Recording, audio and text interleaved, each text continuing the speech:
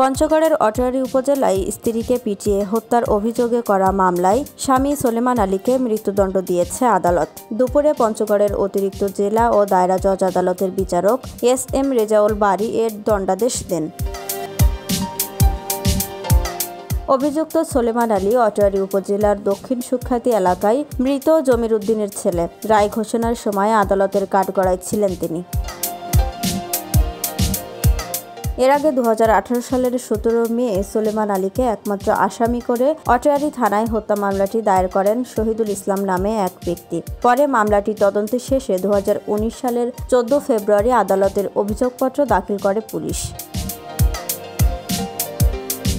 মামলার সূত্রে জানা গিয়েছে, প্রায় 2 বছর আগে সোলেমান আলীর সঙ্গে মামলার বাদী শহীদুল ইসলামের বোন জোসনা বেগমের বিয়ে হয়। বিয়ের পর থেকেই তাদের দাম্পত্য জীবনে কলহ চলছিল। বিভিন্ন সময় সালিশ বৈঠকও হয়। সর্বশেষ ঘটনার দিন 2018 সালের 17 মে বাড়িতে কেউ না থাকার সুযোগে জোসনা বেগমকে হত্যা করে ঘরের মধ্যে মরদেহ রেখে দরজা তালাবদ্ধ করে পালিয়ে যায় সোলেমান আলী। সে নিজের স্ত্রীকে ক্রিকেট খেলার ব্যাট দিয়ে পিটিয়ে হত্যা করেছে, উঠে এসেছে পুলিশের প্রতিবেদনে।